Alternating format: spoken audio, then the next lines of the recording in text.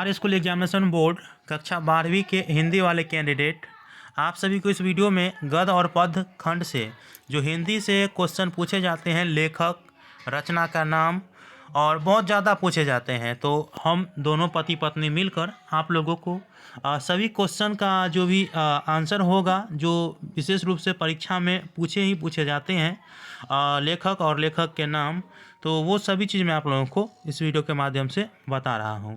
तो हमारी धर्मपत्नी सबसे पहले क्वेश्चन का आंसर देंगे, ठीक है। आप लोग भी ऐसे ही देते रहिएगा कि क्या क्या इसका आंसर होगा, ठीक है।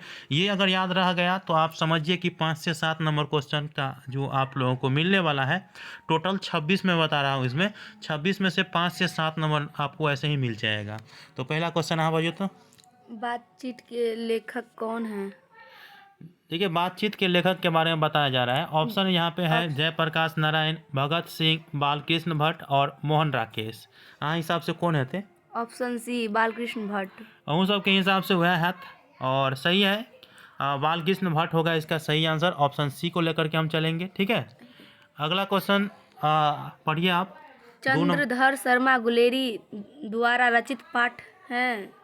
तो जैसे ऑप्शन दिया गया है, संपूर्ण क्रांति, उसने कहा था, सिपाही की माँ और शिक्षा। तो आपके हिसाब से कौन सा आंसर होना चाहिए? उसने कहा था। ये आंसर होगा, बिल्कुल सही बात है। उसने कहा था, ये आंसर सही है। उसके बाद है संपूर्ण क्रांति के लेखक कौन है। अब आप लोग ऑप्शन पढ़िए, आप भी पढ़िए। जयप्रकाश नारायण, भगत सिंह, बालकृष्ण भट्ट, नामवर सिंह। वैसे आपको पता होगा कि संपूर्ण क्रांति जयप्रकाश नारायण द्वारा ही लिखा गया है, एक क्रांति था और ये एक पाठ ही बन गया है। तो जयप्रकाश नारायण इसका आंसर हो जाएगा। याद रखिएगा, संपूर्ण परीक्षा में पूछे जाते हैं ये वाला क्वेश्चन। अगला क्वेश्चन देख लीजिए, आप भी पढ़िए। एक लेख और एक पत्र पाठ के लेखक हैं। एक लेख और एक पत्र पाठ के लेखक कौन है? जैसे देखिए, मलिया लिखा है, भगत सिंह लिखा है, बालकृष्ण भट्ट है या मोहन राकेश है।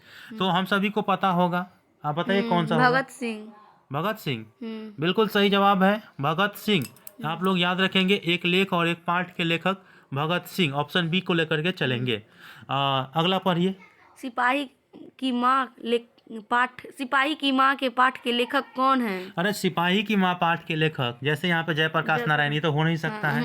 भगत सिंह भी नहीं हो सकता है, बालकृष्ण भट्ट भी नहीं हो सकता है, तो मोहन राकेश होगा, है।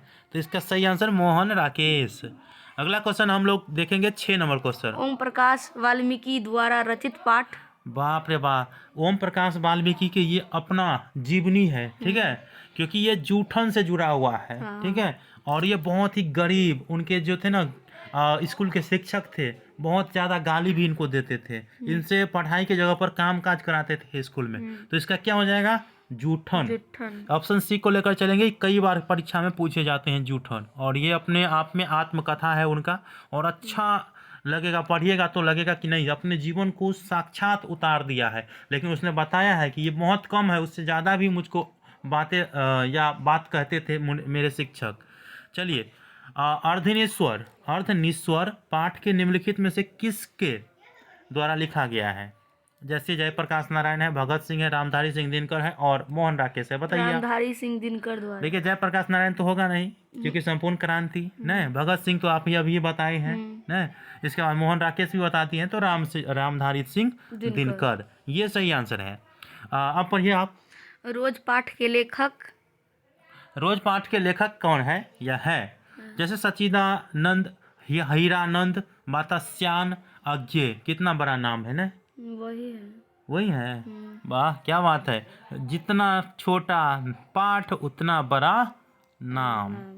तो आप लोग ए लेकर के चलेंगे। 9 नंबर क्वेश्चन देखिए, नामवर सिंह द्वारा रचित पाठ है। शिक्षा, प्रगति और समाज, जूठन, सिपाही माँ। सिपाही की माँ नहीं, प्रगति और समाज। अच्छा, ऑप्शन बी प्रगति और समाज, ये नामवर सिंह द्वारा रचित पाठ है। ऑप्शन बी लेकर चलेंगे ना। 10 नंबर क्वेश्चन देखें। लेखक उदय प्रकाश द्वारा रचित पाठ। अच्छा, लेखक उदय प्रकाश द्वारा रचित पाठ बोल रहे हैं। जैसे त्रिछ है, ओ सदा नीरा, या जूठन या शिक्षा। आपके हिसाब से कौन होना चाहिए? 10 नंबर का त्रिछ। तो त्रिछ, ऑप्शन ए लेकर चलेंगे, बिल्कुल सही जवाब है। अगला देखें, ओ सदा नीरा पाठ के लेखक ऑप्शन दिया गया है। ऑप्शन जगदीश चंद्र माथुर, हाँ, भगत सिंह, बाल। बालकृष्ण भट्ट, मोहन राकेश। जगदीश चंद्र माथुर। ये हाँ। वाह, क्या इतना अच्छा आंसर। चलिए इसका ए होगा। अगला, हंसते हुए मेरा अकेलापन। क्या बात है, क्वेश्चन पार्ट है ये। हंसते हुए मेरा अकेलापन सुने हैं ना, आप भी बार भी किए हैं तो पढ़ी होगी। इसके रचनाकार कौन है? जैसे जगदीश चंद्र माथुर तो होगा नहीं, क्योंकि अभी ये वाला ओ सदानीरा के है। और भगत सिंह तो होगा नहीं, मलजय है। और मोहन राकेश है। मोहन राकेश भी नहीं होगा क्योंकि पहले ही पता कर लिए हैं। तो मलजय इसका सही आंसर होगा। और आप लोग याद रखेंगे, हंसते हुए मेरा अकेलापन, मलजय। ऐसे याद रखिएगा, हंसने से अकेलापन से अच्छा है मरना, तो मरना, तो मलजय याद रखिएगा आप लोग। अच्छा, जे कृष्ण मूर्ति द्वारा रचित पाठ है।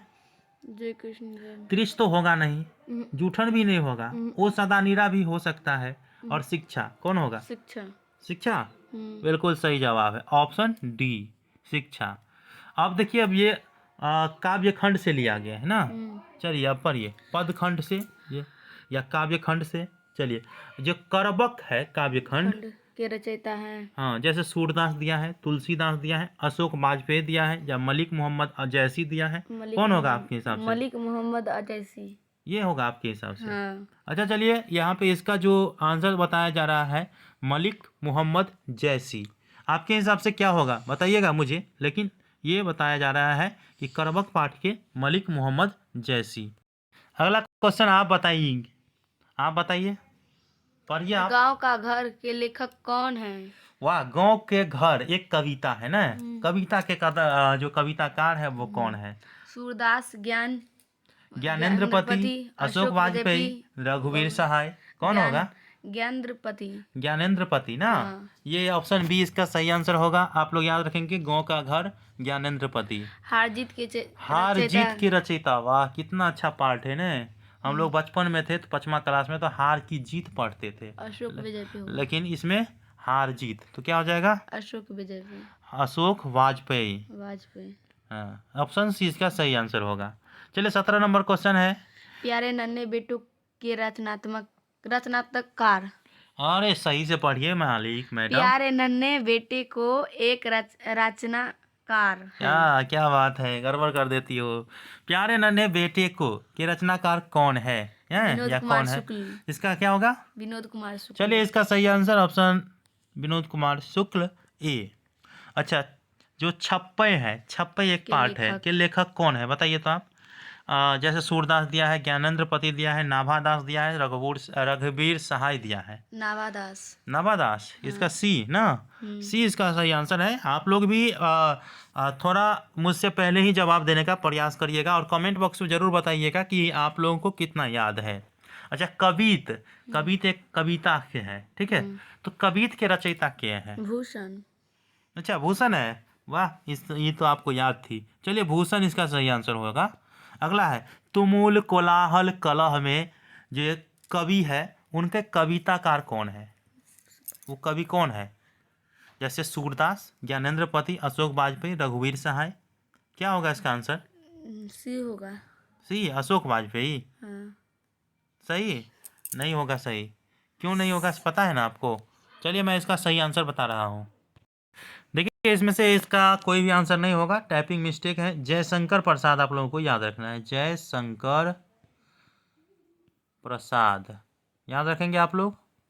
जयशंकर प्रसाद इसका आंसर होगा, इसमें नहीं है, आप लोग सही कर लीजिएगा। अच्छा, पुत्र वियोग के रचनाकार कौन होगा? सूरदास, ज्ञानेंद्रपति, सुभद्रा कुमारी चौहान और रघुवीर। 10वां में 8वीं क्लास में ये झांसी वाली रानी ना ये पाठ लिखी थी, और ये है सुभद्रा कुमारी चौहान ही पुत्र वियोग के रचनाकार है। अच्छा, 22 नंबर क्वेश्चन, उषा के रचनाकार कौन है? रामेश्वर बहादुर सिंह। ये ऑप्शन ए इसका सही आंसर है। अगला बताइएगा, जन जन का चेहरा एक। कितना अच्छा नाम है और कितना पॉइंट अच्छा है कि रचयिता कौन है? गजानन माधव मुक्ति बोध। यही ना आंसर? इसका सही आंसर यही होगा, गजानन माधव मुक्ति बोध। अच्छा, अधिनायक के कवि कौन है? आपको पता होगा ना। जैसे सूरदास दिया है, ज्ञानेंद्रपति दिया है, अशोक वाजपेयी दिया, रघुवीर सहाय दिया। रघुवीर सहाय। हाँ, इसका सही आंसर है अधिनायक। चलिए इसका सही आंसर बता रही है रघुवीर सहाय। मैं एक बार चेक कर लेता हूँ। हाँ, तो बिल्कुल सही जवाब दी है उन्होंने, रघुवीर सहाय ही होगा अधिनायक के। अगला है सूरदास द्वारा रचित काव्य खंड है, क्या पद है वो, क्या कवित है, या पुत्र वियोग है, या हार जीत है? पद है। पद है ना, दो दो पद है, लेकिन तुलसीदास भी पद लिखे हैं, वो अलग पॉइंट का होगा, और तुलसीदास के बाद सूरदास भी पद लिखे हैं, वो भी अलग पॉइंट का होगा। तो दोनों पद, तुलसीदास और सूरदास, पद पद नहीं। तो आई होप कि आप लोगों को समझ में आ चुका होगा, और मैं आपको आशा दिलाता हूं कि 5 से 7 नंबर अगर आप इसे याद कर लेते हैं तो आपको ज़रूर मिलेंगे। ठीक है, मिलते हैं अगले वीडियो में अगले नए टॉपिक के साथ। धन्यवाद।